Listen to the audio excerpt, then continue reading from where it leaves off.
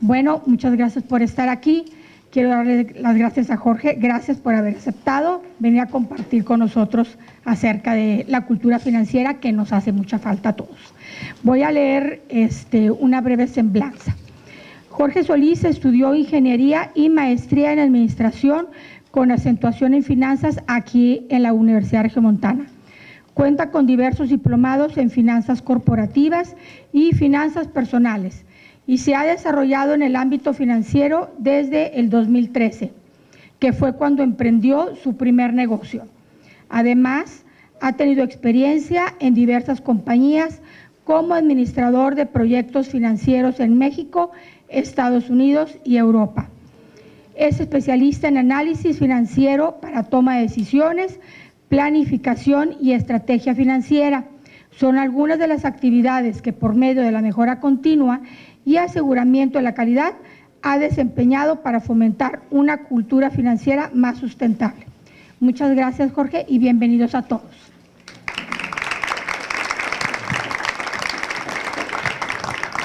¿Qué tal? Muy buenas noches. Me da mucho gusto que estén aquí y que se interesen por este tema de cultura financiera sustentable. Muy probablemente, como que dicen, cultura financiera, bueno, ya siempre lo hemos escuchado, pero lo de sustentable nos deja pensando un poco, ¿no? Pero antes de comenzar, les voy a contar un poquito de mí porque esta reseña pues se escucha como que muy padre y todo, pero quiero que me conozcan un poquito más.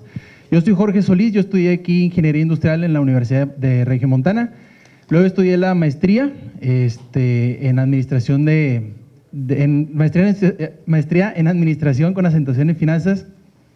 Pero cuando yo acabé la carrera de Ingeniería, la verdad es que yo no sabía qué hacer con mi vida porque no quería depender de un jefe, ni de un horario, ni quería estar en una oficina sentado, ni nada. Entonces, lo que hice fue emprender un negocio y tuve la oportunidad de trabajar en Querétaro con mi negocio, ¿no? Para no hacerles el cuento largo, el negocio pues fracasó por una u otra cosa, muy probablemente porque no tenía esos conocimientos financieros. Fracasa, entonces me regreso a Monterrey y es cuando empiezo mi carrera financiera y empiezo a estudiar, me empiezo a adentrar más en la parte financiera, ¿sí? Cuando estudio la maestría, pues bueno, yo de hecho hace 2 años estaba sentado ahí donde están ustedes sentados y yo tenía una clase que se llamaba Pensamiento Crítico. No sé si ¿hay alguien de maestría aquí? ¿Nadie? Una. Bueno, los que no están, 2. Los que no están, se los recomiendo. Esa clase de pensamiento crítico para mí era muy padre y específicamente hablaba de la cultura. Había un maestro que se llama Carlos Teissier, no sé si algunos lo conocen, él era muy bueno y me dejó marcado mucho un ejemplo que él puso sobre la cultura. Y estaba ahí hablando y puso este ejemplo y decía, todos los problemas derivan de la cultura de cada quien y de cada sociedad y de cada país. ¿Qué pasaría si nosotros cerramos esa puerta, con todos los que estamos aquí, cerramos esa puerta y no puede ni entrar ni salir nadie? Y tenemos que durar aquí 1 semana, 1 mes o 3 meses. ¿Qué es lo que ustedes creen que pasaría?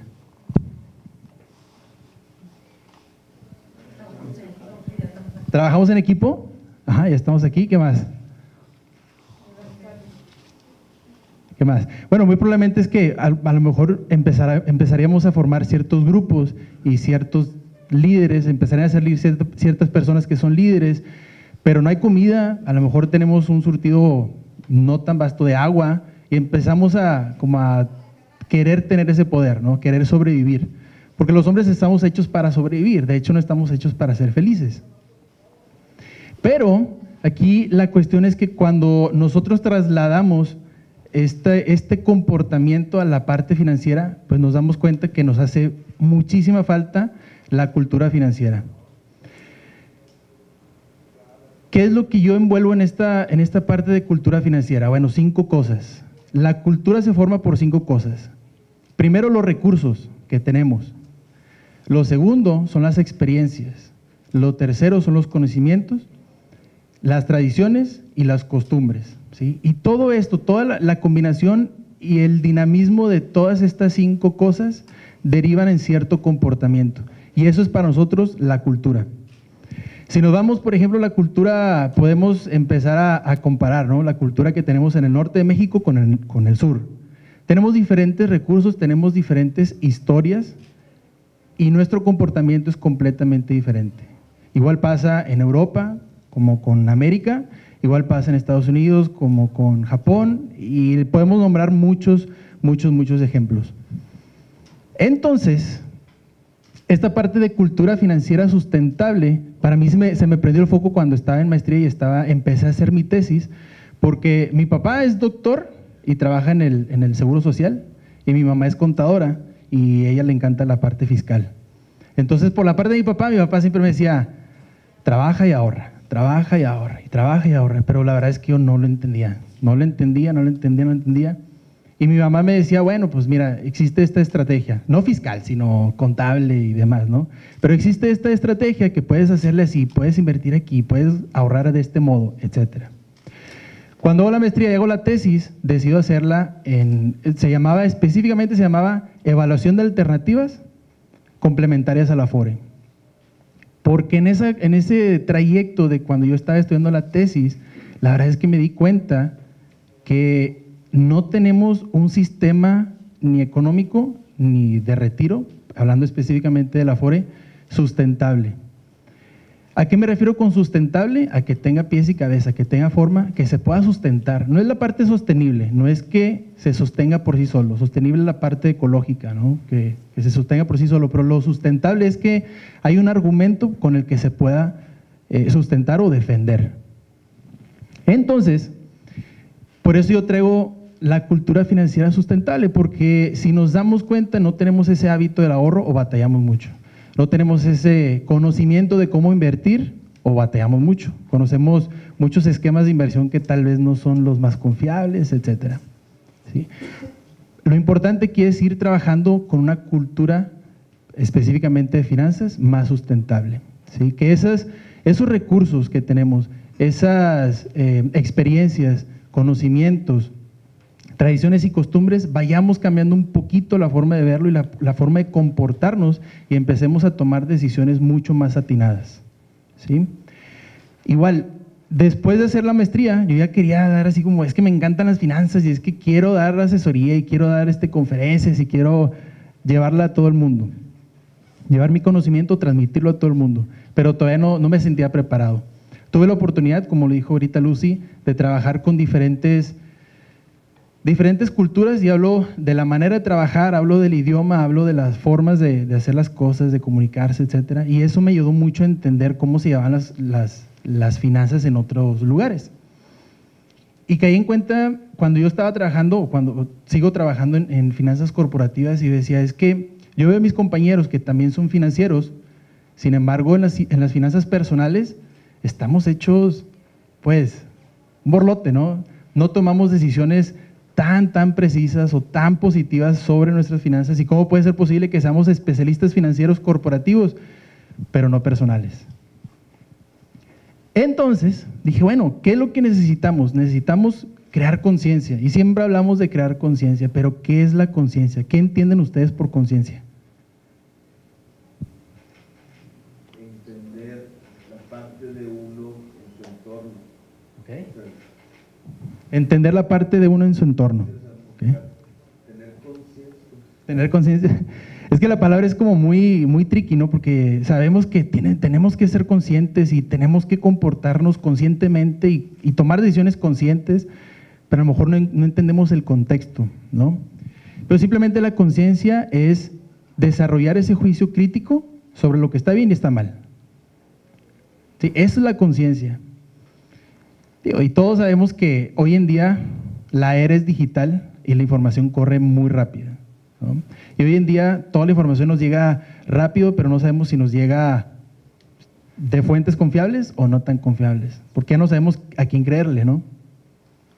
Y bueno, en mi intento de hacer esta conciencia, de promover esta conciencia, vine con el movimiento, si lo pueden ver abajo, de Financial Awareness. Y se los explico un poquito. Financial, bueno, ya saben, por la parte financiera, porque eso me llena de gusto yo poderles transmitir un conocimiento financiero y me encanta.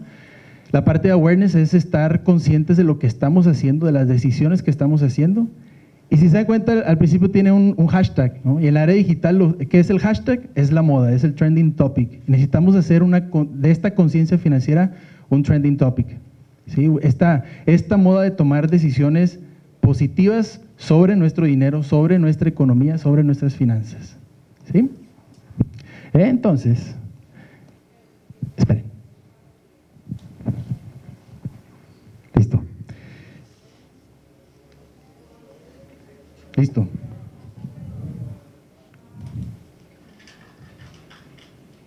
Ahí está. Entonces, este es el propósito de Financial Awareness. Yo lo baso en 3 cosas. Tengo 3 propósitos. El primero es experimentar, ¿sí? Como dice la frase, nadie aprende en cabeza ajena. Todos necesitamos experimentar, o nadie queremos aprender en cabeza ajena. Y a mí me pasó con el negocio, que el primer negocio que tuve, que fue un fracaso, yo no quería entender que era un proceso que necesitaba pasar para poder aprender lo que tuviera que aprender del emprendedurismo para poder tener un negocio. No estaba mal, pero quise yo experimentar. Me ayudó bastante, pero hasta que no experimenté y fallé fue cuando aprendí. Y esto es lo que yo busco con Financial Awareness o con la cultura financiera sustentable, que experimentemos. Si se dan cuenta, otras economías son más avanzadas porque no le tienen miedo a la inversión, a tomar un crédito, al riesgo. Somos más, o son más arriesgados, ¿sí? No son tan adversos al riesgo, por la parte de experimentar. Lo segundo, la creación de conciencia. Si nosotros no experimentamos y no vivimos en carne propia, entonces no vamos a poder comprender qué se siente, o qué se escucha, o qué se ve, o qué huele, etcétera. Entonces no podemos conocer, no podemos crear un conocimiento a partir de algo que no hemos experimentado, ¿sí? Bueno, fuera que escucháramos algo y dijéramos, perfecto, ya sé qué es, ya no necesito experimentarlo. Como lo hacemos los hijos con los papás, ¿no? Siempre los escuchamos, siempre somos muy abiertos a que nos den recomendaciones, ¿verdad? ¿Sí? Eso por la parte de conciencia. ¿Y a dónde vamos a ir a parar? A crear una cultura. ¿Por qué pongo un monito con así unos papelitos en el bote de basura? Porque hay que ser muy críticos, y muy realistas. La cultura no se vive nada más en la parte de finanzas. La cultura, siempre hablamos, yo creo que uno de los problemas es que siempre asociamos la cultura con la parte artística. Decimos si hay cultura, si cantan, bueno, si hay compañías de danza, compañías de canto, y etcétera. Y ese es uno de los problemas principales. La cultura son las 5 cosas que les dije, aplicada en cualquier cosa. El recurso, las experiencias, el conocimiento, tradiciones y costumbres. El monito tirando la basura, démonos cuenta, hay veces que vamos caminando, pasamos y hay un papel y no lo levantamos. Yo sé que a usted no les corresponde, pero si ya estamos ahí podemos hacerlo, ¿no? Lo mismo pasa con el dinero, ¿sí? Hay que compartir esta riqueza. Una economía no crece si no se comparte, pero queremos ver tanto por nosotros, queremos ser ricos nada más nosotros, que entonces nos detenemos al invertir, nos detenemos al crear un negocio, etcétera. La cultura es todo ese comportamiento que tenemos, que va agregando valor a una persona, desde una persona hasta una nación, ¿sí? No hablamos de cultura nada más nacional, o de sociedad, hablamos de una cultura propia, ¿sí? Porque nosotros mismos tenemos recursos, tenemos experiencias y las 5 cosas que les dije, ¿sí? Esto es lo que yo busco con la parte del propósito. Pero vinimos a hablar de finanzas, ¿no? Ya vamos a entrar un poquito más en la parte financiera. Solamente quería dejar en claro por qué yo perseguía la cultura financiera más sustentable. Ya tenemos una cultura financiera, sabemos que si nos endeudamos tenemos que pagar, sabemos que las inversiones hay un riesgo, sabemos que el ahorro es necesario, etcétera. Pero hay que entender esto, el bienestar financiero. Hay entre el INEGI y la Comisión Nacional Bancaria de Valores hacen una encuesta, se llama ENIF, Encuesta Nacional de Inclusión Financiera. Y entonces desarrollan toda la encuesta, sacan los resultados y te presentan cómo está México incluido financieramente, ¿sí? Quiénes tienen tarjetas de crédito, quiénes de nómina, cómo está la parte de inversión, etcétera. Pero ahí, en el reporte, indican tres cosas. Indican que el bienestar financiero es esa resiliencia que tiene la gente para los cambios que hay en la economía. Es decir, cómo lo podemos afrontar. Si, por ejemplo, ahorita, de hecho lo vimos, ¿no? Lo vimos estos días con la gasolina, ¿cómo reaccionamos? ¿Caminando? Sí, tomamos otros comportamientos, ¿no? Pero mucha gente reaccionó con pánico. No supe, o al menos no escuché mucho, que subieran los precios de la gasolina por el desabasto, pero tal vez pasó.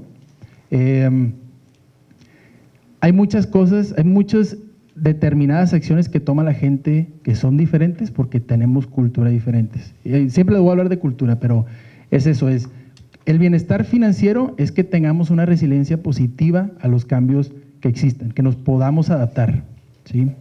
Por resiliencia me refiero a tomar lo mejor de cada cosa que nos suceda, de cada cambio que tengamos. Ahora, no he dicho qué son las finanzas, y nada más para no dejarlo al aire, las finanzas son lo que estudia cómo los agentes económicos toman decisiones en el ahorro, en las inversiones y en la utilización de créditos. Esas son las finanzas, ¿sí? Entonces, bueno, la ENIF nos dice que para llegar al bienestar financiero tenemos que pasar por una etapa de 3 pasos. La primera, por eso pongo un librito, es la educación financiera. ¿Qué es esta educación financiera? No les hablo de tener certificaciones, diplomados, maestrías, etcétera. Les hablo de qué es lo que ustedes leen, de dónde lo leen, ¿sí? ¿Cuál es la fuente principal de información hoy en día? ¿Cuál? ¿Redes sociales? Ajá. No sé si alguien se meta al Banco de México a ver las perspectivas económicas, se meta a Secretaría de Hacienda y Crédito Público, se meta a Conducef, hablando financieramente nada más, ¿no? Ajá, el gobierno de México, en realidad no tenemos ese hábito de irnos por las fuentes confiables, pero también creo que no nos vamos porque luego nos metemos y nos ponen muchas gráficas y muchos números, muchos índices y de que, pues qué flojera, ¿no? Mejor que alguien me lo diga, mejor que alguien me lo explique. Tenemos que empezar a desarrollar esa hambre de conocimiento, esa educación financiera, ¿sí? Lean lo que ustedes quieran, pero asegúrense que son fuentes confiables. Esa es mi recomendación, asegúrense que sean fuentes confiables. Luego nos empapamos de conocimiento, nos empapamos de lectura, leemos todo lo que ustedes quieran leer, pero viene esta balancita que es la alfabetización, ¿sí? La alfabetización se refiere, y por eso lo pongo en una balanza, a determinar o a discernir qué información me funciona, cuál es la que me va a agregar valor, ¿sí? Y de verdad es bien impresionante cómo, pues bueno, fue ayer lo de la gasolina, y yo creo que todo mi historial de Facebook estaba lleno de cosas de gasolina, ¿no? Y decía, pues no me agrega ningún valor, pero la gente lo sigue compartiendo, aunque quién sabe quién lo escribió, aunque quién sabe de dónde venga esa información, pero ahí está, ¿no? La alfabetización es empezar a discernir de esa información cuál es la que me va a agregar valor. Y lo tercero, esta pesita, es por la capacidad financiera, esa capacidad para la toma de decisiones. Ya aprendimos, ya definimos lo que nos funciona o no, y entonces ya tenemos una capacidad para tomar una decisión. Claro que esta capacidad va a ir ligada a una decisión positiva, ¿no? Por ejemplo, si yo les pregunto de finanzas, si yo les pregunto los bitcoins, ¿qué conocen de los bitcoins? Que está bajando de valor, que está empinado. ¿Qué más? ¿Está basado en logaritmos? Por ahí atrás. Algoritmos, perdóname. Por ahí atrás. Es una tecnología que la puedes aplicar en más cosas, no solo en criptomonedas. ¿Es una tecnología que lo puedes aplicar en qué? En más cosas. En más cosas. Sí. Sí, todos tienen razón. Bajan de precio, lo puedes aplicar en más cosas. De hecho, yo lo asocio como que los bitcoins son cuando las civilizaciones empezaron a conocer ese trading de metales, o bueno, de productos de metales, de papel, etcétera, y antes tampoco. Cuando intercambiábamos, bueno, a mí no me tocó, ¿eh? Pero sí que te cambio una vaca por huevos, te cambio oro por nueces, etcétera, tampoco estaba sustentado, creíamos en algo. Aquí lo importante es qué tanto conocemos, ¿sí? De los bitcoins. A mí siempre me salen cosas en Facebook de que invierte, bitcoins, forex, resuelve tu deuda, etcétera. Pero no sabemos si en realidad están regulados, ¿no? Y de hecho no están regulados, más para que sepan, ¿verdad? ¿Hay riesgo? Sí hay riesgo. Entre más riesgo haya, más ganancia puede haber, pero igual no es ley, ¿no? Porque ahora están bajando de valor. Y, pues bueno, tomen su decisión. Yo tengo un amigo que él invirtió en bitcoins y le metió como 20,000 pesos, se fue hasta 30, sacó la mitad, sacó 15 y esos 15 se hicieron 2,000 pesos. Entonces, pues ahí ustedes digan si fue buena inversión o no, pero depende de cada quien, depende de las prioridades de cada quien. Habemos gente que tenemos un perfil un poquito más arriesgado, habemos gente que no tanto, ¿sí? ¿Ya sabemos qué es el bienestar financiero? ¿Sí? Bueno, y lo mismo, ahora sí, seguimos con la parte de finanzas. Creo que vinieron a escuchar de los... Bueno, a ver, ¿qué vinieron a escuchar? Ya no me acuerdo. De los fundamentos básicos para organizar y hacer crecer nuestras finanzas, ¿sí? Se trata de, yo lo llamo el flujo financiero óptimo, ¿sí? Flujo financiero óptimo. Se lo voy a decir, primero se lo voy a explicar a grandes rasgos y luego nos metemos un poquito más. Estas 4 cosas son las primordiales para sus finanzas, sean personales o sean corporativas. Primero que nada, el presupuesto. Segundo, el ahorro. Tercero, la inversión. Y cuarto, el crédito o la deuda. En ese orden. En ese orden. Y se los voy a decir, les traje un poquito de datos y se los voy a compartir, nada más para entrar un poquito más en acción. Pero miren, por ejemplo, el presupuesto. Estos datos son también tomados de ahí de la Encuesta Nacional de Inclusión Financiera. Pero el presupuesto, Monterrey, que es una de las grandes economías de México, no está incluido en la región que está más incluida financieramente, que es más inclusiva en la parte financiera. Es decir, la parte noroeste de México es la más incluida financieramente, ¿sí? El ingreso promedio que ganan los adultos que tienen una cuenta formal, ¿cuánto creen que es? ¿15? Mensual. ¿Ingreso personal o cuánto? ¿Ah?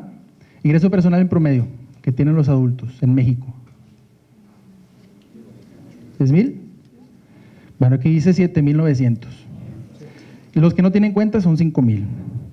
Y de las cosas más importantes, solamente el 20% de la población adulta lleva un presupuesto o un registro de gastos. No es lo mismo un presupuesto que un registro de gastos. Hay que trabajar en ello.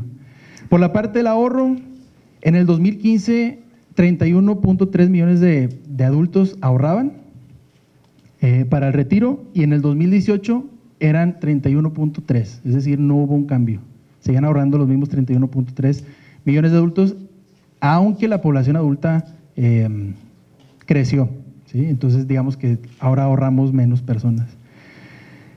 El principal producto de ahorro es la nómina es el principal producto del ahorro, que yo creo que es, me sobra dinero y lo dejo ahí, ¿no? Y el 42% de la población adulta reportó que en algún momento no completó con su ingreso. De ese 42%, el 63% le pidió un préstamo familiar, a un familiar, ¿no? En la parte de inversión, bueno, tratando de ver cuánta gente se había captado financieramente, nada más 1% eran instrumentos de inversión. ¿Y ustedes saben qué es el interés compuesto? ¿Sí? ¿Pueden levantar la mano? más o menos. El 34% de la población adulta nada más sabe qué es el interés compuesto. Ahorita lo explicamos un poquito. Y en la deuda, esto está padre, en la deuda, las tarjetas de crédito departamentales son las más usadas en la parte de deuda. Eso es el 61%. Sí. Y el 31% de la población adulta tiene un crédito formal, es decir, un crédito departamental, tarjeta de crédito, de carro, casa, etcétera.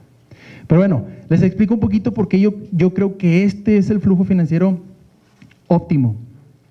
No puede ser en otro orden, porque lo que generalmente hacemos es pedir un préstamo. Pedimos un préstamo, pero empezamos a pagar y oye, no, pues es que, ¿qué estoy haciendo con mi dinero? ¿Sabes qué? Necesito ahorrar. Y luego cuando empezamos a ahorrar dices, no completo. Chis, ¿cómo no? Pues sí, y empiezas a hacer todo el estudio de por qué no completas y demás, te das cuenta, o haces el presupuesto y en el presupuesto te das cuenta que los créditos están más altos que lo que tienes de ahorro y lo que tienes en inversión. ¿Sí? Y díganme si no, ¿ustedes consideran que una casa es una inversión? ¿Sí? ¿En qué términos? En plusvalía.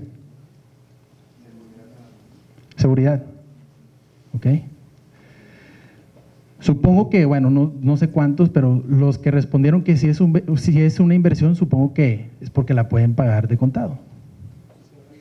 Bueno, ¿no? Porque si ustedes piden un préstamo, ¿saben cuánto les cobran? ¿De puros intereses? Bueno, ¿cuánto vienen pagando en total?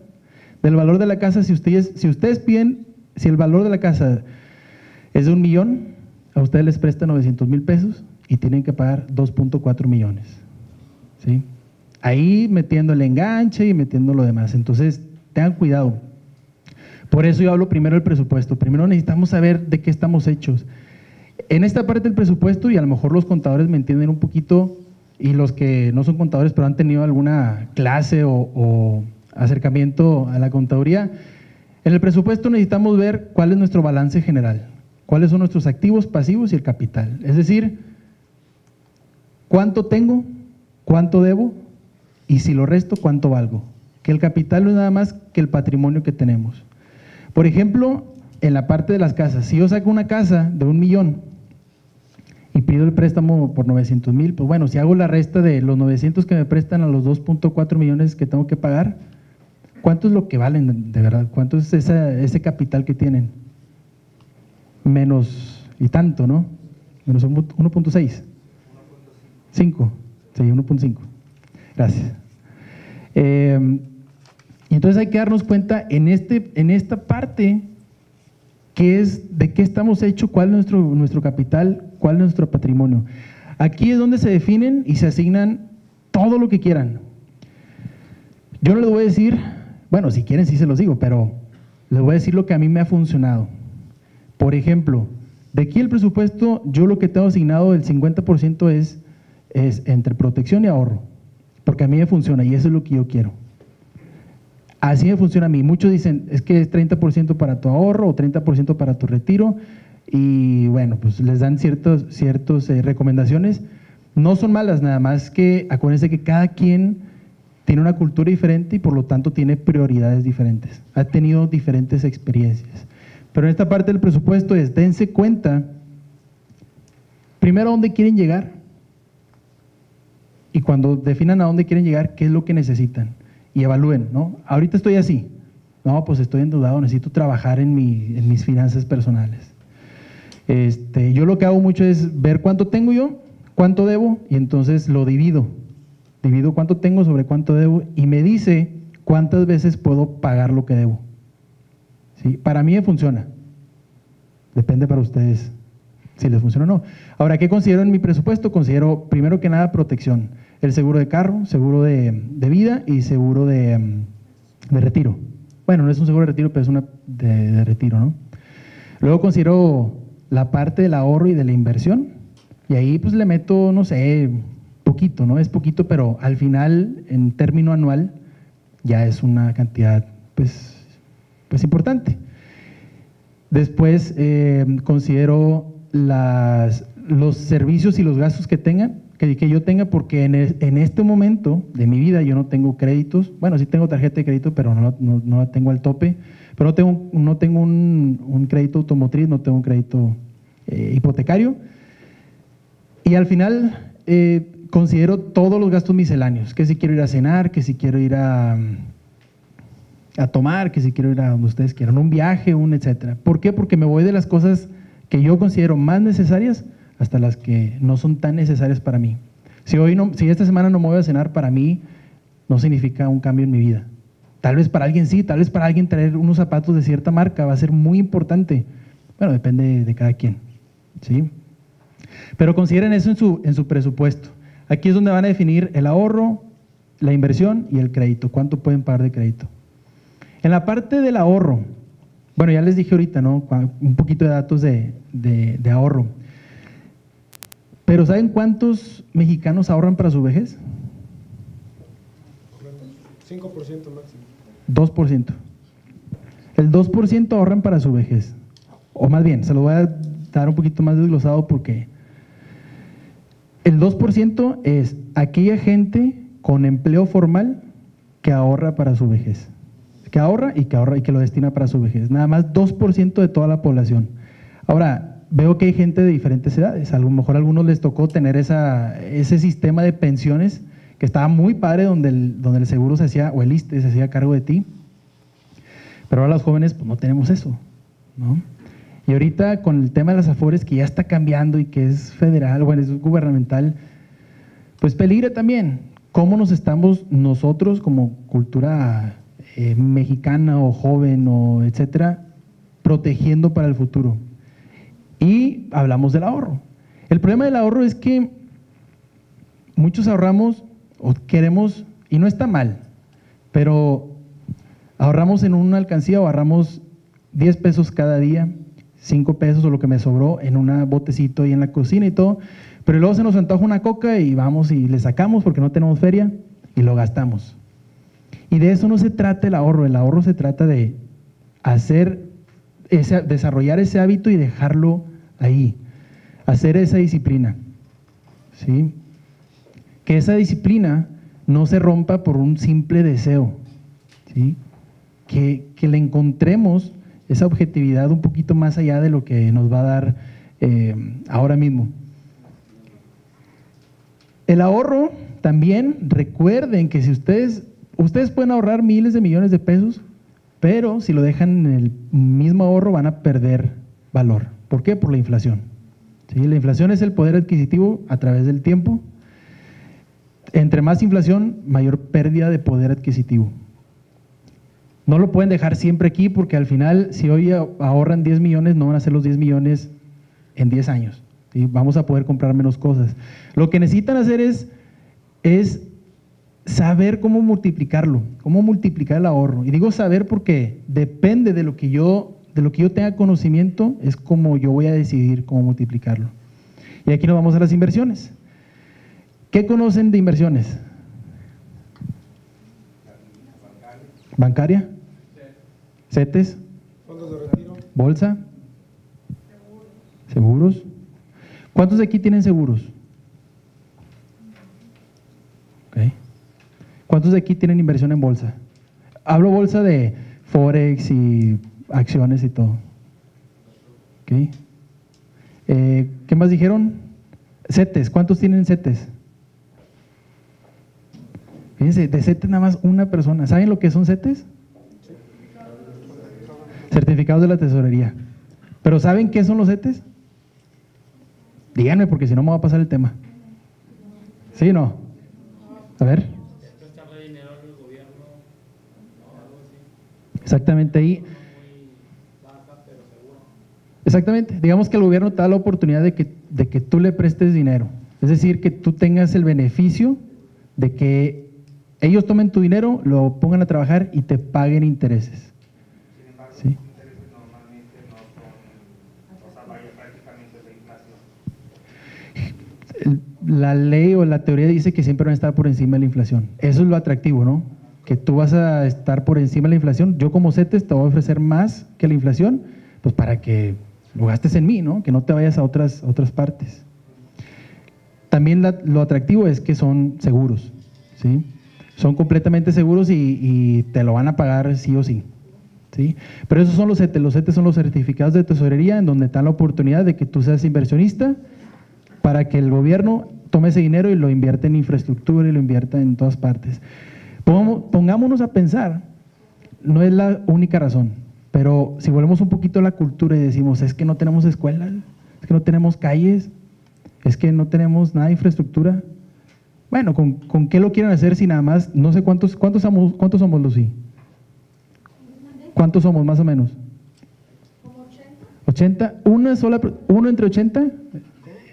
Una persona de 80 invierte en CETES. Entonces, no podemos exigir si nosotros no somos parte de esa solución. Eso es cultura. Tenemos que desarrollar la economía. No desde el cochinito que tenemos en la casa o en la cocina o el botecito abajo del colchón. No en el ahorro, no en la tarjeta de nómina. Tenemos que ponerlo a trabajar.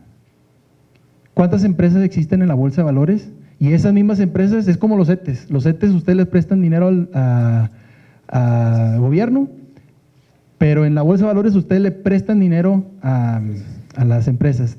Sí, no, porque se mueve más por el mercado. Pero en sí ese dinero se utiliza para que lo pongan a trabajar. ¿Cuántos ustedes tienen en bolsa o en divisas o en... Ahorita eran como 3, 4 personas. Lo mismo, somos muy poquitos. Necesitamos desarrollar, necesitamos quitarnos un poquito de esos tabúes de las costumbres y tradiciones que se nos heredaron y los recursos y los conocimientos y las experiencias que se nos heredaron y perderle el miedo y empezar a trabajar más. Empezar a trabajar. Ahorita vimos el interés compuesto, no eran todos los que sabían que era el interés compuesto, pero eso es lo que te da una inversión, ¿sí? Una inversión te da un interés compuesto. Existe el interés simple y el interés compuesto. El interés simple es, yo en este año, al final te doy 10%. Si inviertes 100 hoy, al final de año, a diciembre, te doy 10%. Y entonces llega diciembre y te dan pues, 110 pesos, por así decirlo. Pero el compuesto te dicen, ¿sabes qué? De aquí a 10 años yo te doy el 10%, pero déjamelo 10 años. Ese es el interés compuesto. Tú vas a invertir 100, al final del año 1 vas a tener 110, al final del año 2 va a ser esos 110 por otra vez el interés, y entonces va a ser así cada año, se va a capitalizar. ¿Sí? ¿Me expliqué más o menos? Ahora, bien importante aquí en la parte de inversiones que ahorita dijeron los bancarios. Tengan cuidado, no sé si han escuchado los GAT. ¿Los qué? GAT. El GAT. G-A-T. ¿Sí? Ajá, parecen GAT, no CAT. ¿No? Ok, ahí va.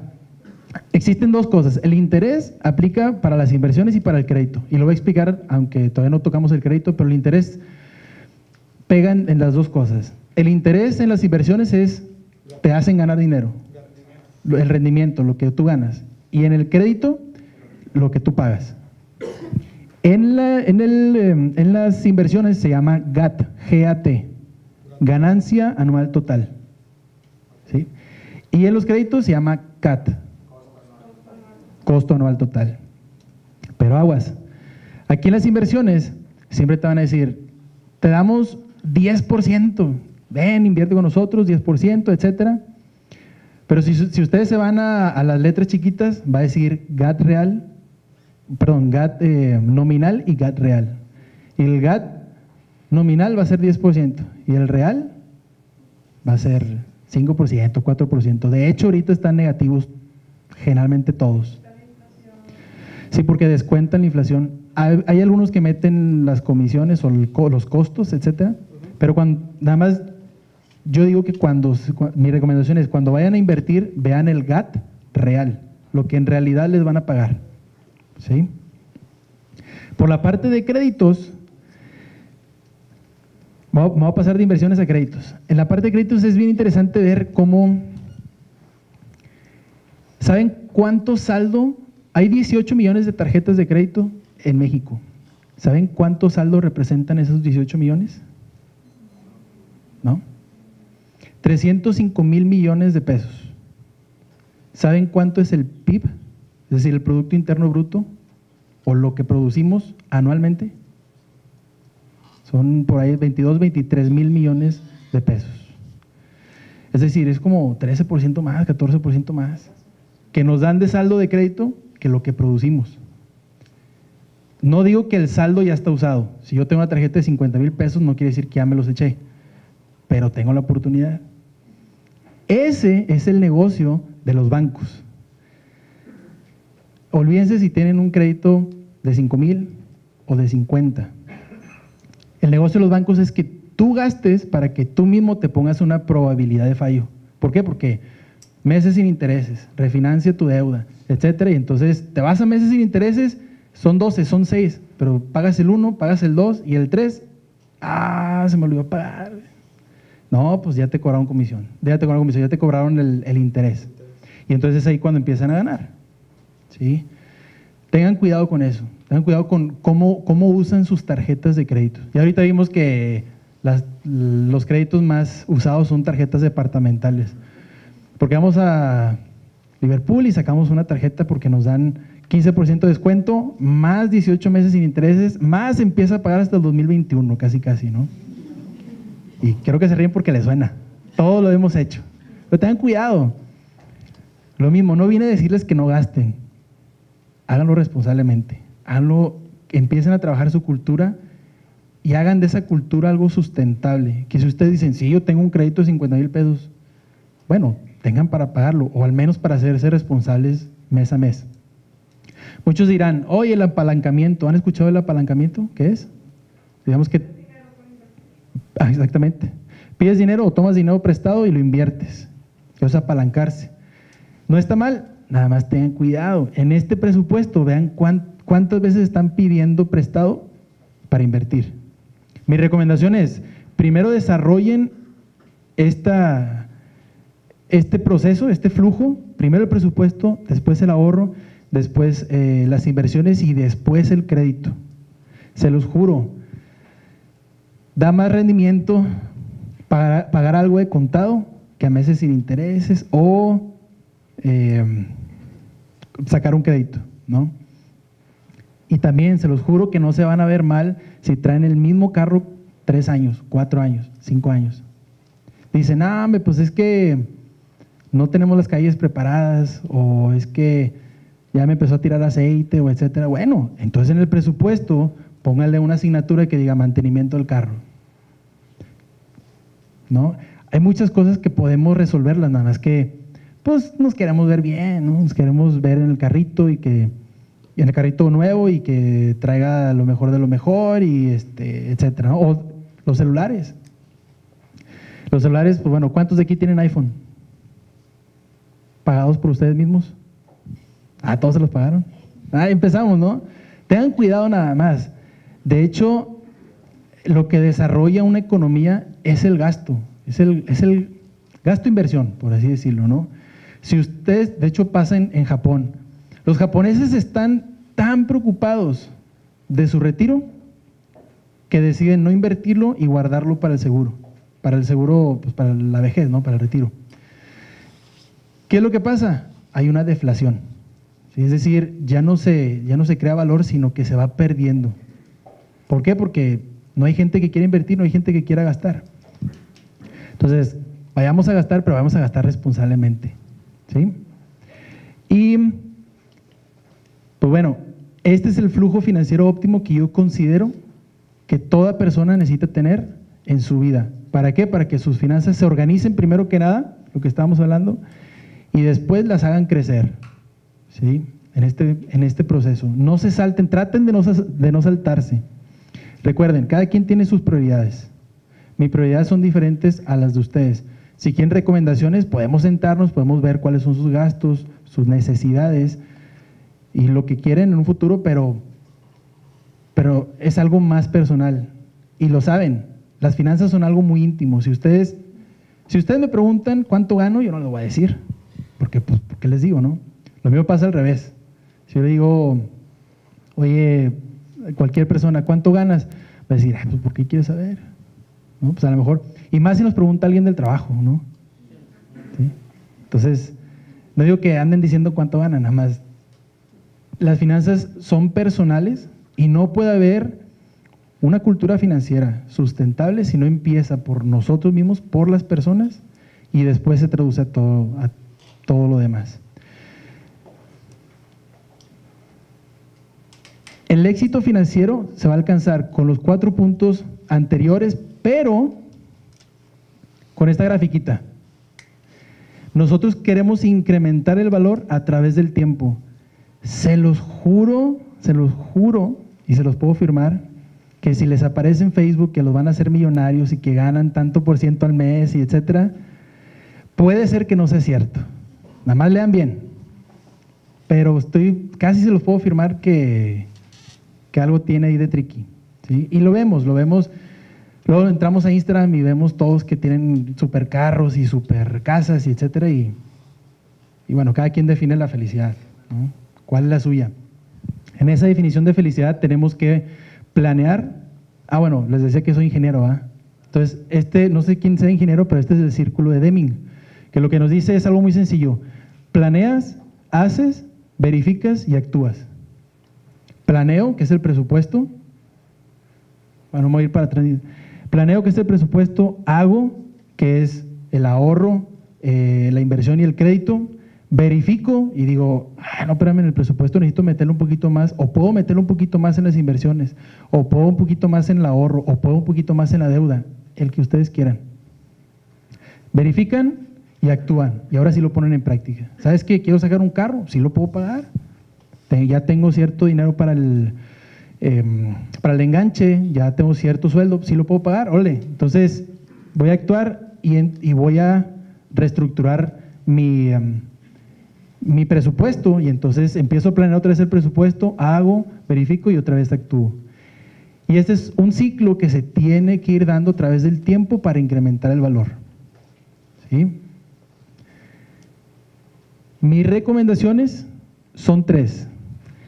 La primera, establezcan metas y objetivos. Y sé que siempre se dice eso, ¿no? Es que necesitas saber hacia dónde vas y necesitas saber qué es lo que quieres en la vida y demás. Y no es tanto saber qué es lo que queremos en la vida, sino, oye, pues a mí me hace falta unos zapatos nuevos, o me hacen falta un viaje, o quiero llevar a mis hijos a la playa, o quiero llevarlos a Disney, etcétera. Lo que ustedes consideren de prioridad, pero necesitan un objetivo. Es como cuando nos inscribimos al gimnasio y nomás vamos no tenemos ni a nadie que le gustemos, ni porque una cuestión de salud, ni nada. Si no encontramos una motivación, va a ser muy difícil trabajar en ello. Entonces, encuentren su motivación, sea lo que ustedes quieran, sea la boda que van a tener que pagar, sea la escuela de los hijos, sea su retiro, su futuro, sea su salud, también eso tiene mucho que ver, sea su salud. Definan metas y objetivos. Lo segundo, las finanzas son canijas, ¿no? Es como el hambre. No dejen que sus emociones jueguen con ustedes. No sean viscerales, ¿sí? No tomen decisiones de acuerdo a las emociones. Es como cuando dicen que no vayan al súper cuando tienen hambre, porque van a empezar a querer comprar de todo. Lo mismo pasa con las inversiones o con las finanzas. Si nosotros tomamos decisiones porque vemos en Facebook, hombre, este instrumento financiero se ve súper padre, déjame le invierto, y pum, le invierto hasta 50,000 pesos o a lo que ustedes tengan, y luego, ¿sabes qué? Resulta que no era lo que tú esperabas. Se los juro que no se siente nada bonito. Y se los juro porque ya me pasó, ¿no? Y les cuento, pues mi experiencia ha sido cuando puse el negocio, yo esperaba un retorno. ¿Por qué? Porque yo veía que al menos el mercado que yo estaba atacando en otro estado, diferente al mío, que yo soy de Monterrey, bueno, yo soy de Nuevo León, Monterrey, podía dar mucho rendimiento. Y cuando invertí todo, pues no me dio nada. Y pues ni modo, patitas, ¿para qué las quiero? Nomás para regresarme a Monterrey. Entonces, tengan cuidado, no dejen que sus emociones jueguen con ustedes, tomen decisiones desde la cabeza, no desde el corazón o de la pancita o demás. Pero esto pasa no nada más en lo que quiero invertir, no, pasa si tengo hambre, pasa si estoy saliendo con alguien, siempre nos vestimos así bien guapos, ¿no? Y el perfume y… ¿Mande? Si estás enojado, exactamente. Cualquier emoción juega dentro de las decisiones financieras. Y se acuerdan que les decía esa alfabetización, de ese discernimiento de la información. Lo mismo pasa aquí. Tenemos que discernir lo que sí nos funciona, lo que no nos funciona, ¿sí? Y por último, investiguen. Hay muchas cosas que están allá afuera, dentro de México, fuera de México, virtuales o digitales, o ustedes van a las oficinas, pero investiguen. Investiguen cuánto les cobra un crédito, investiguen cuánto les paga una inversión, investiguen acerca de las instituciones financieras. La Conducef, la verdad es que es algo muy recomendable de que ustedes entren y pueden buscar la institución que ustedes quieran, y la institución que ustedes quieran tiene que estar ahí, la institución que ustedes estén buscando. Si no está, aguas, váyanse a Secretaría de Hacienda y Crédito Público y busquen también, pero investiguen, ¿sí? Claro, yo los puedo ayudar. Oye, yo quiero ahorrar para mi retiro, ¿qué me recomiendas? Bueno, pues mira, existen estos instrumentos. Yo quiero invertir, ¿qué me recomiendas? Existen estos otros. ¿Cómo es tu perfil? Hay que saber cómo es el perfil de cada quien, cómo tomamos las decisiones, ¿no? Las emociones. Pero recuerden que es un tema cultural. De acuerdo a lo que hemos vivido, las experiencias, el conocimiento que hemos adquirido, los recursos que tenemos, las tradiciones y las costumbres, podemos tomar diferentes decisiones, ¿sí? No son las mismas decisiones que se toman en una familia que tiene cierto ingreso más alto que otra, ¿sí? Igual las prioridades son diferentes. Pero esas son mis 3 recomendaciones. Objetivos: que sus emociones no jueguen con ustedes, e investiguen, lean, sean bien curiosos, no metiches, sean bien curiosos, ¿sí? Curiosos, pregunten, cuando vayan a un banco que no les dé pena, es la mejor escuela, ir y preguntar y preguntar y ahí se van a dar cuenta de la educación financiera que existe dentro de las instituciones. Y aguas. Hablo de bancos, hablo de las automotrices, hablo de muchas, aguas, ¿sí? Y bueno, para finalizar, les dejo una frase que a mí me gusta mucho, que dice: si el trabajo diera dinero, los burros tendrían Mastercard. No se trata de trabajar y trabajar y trabajar y trabajar. Al burro lo que hacemos es, lo jalamos, lo empujamos, lo arreamos, ¿no? Nadie quiere ser un burro, nadie quiere trabajar toda su vida. Hay que trabajar inteligentemente. De hecho, hay otra frase que me gusta, que el invertir, el hacer una inversión es un día menos de trabajo. Una inversión es un día menos de trabajo. Entonces, váyanse con esta frase: si el trabajo diera dinero, los burros tendrían Mastercard. Pónganla en práctica, ¿sí? Interésense un poquito más sobre las inversiones, sobre los créditos, pero investiguen y sean bien curiosos. Lo mismo, pregunten, pregunten, pregunten. Yo aquí estoy para ayudarlos. De hecho, me pueden encontrar en redes sociales como Jorge Post. Ahí está mi mail, y en redes sociales en la que gusten. Muchísimas gracias. Puedo contestar preguntas sobre cultura financiera o sobre instrumentos financieros, y espero que salgan muchas preguntas. ¿Para qué? Para que todos aprendamos y que vayamos formando una cultura financiera más sustentable. Gracias.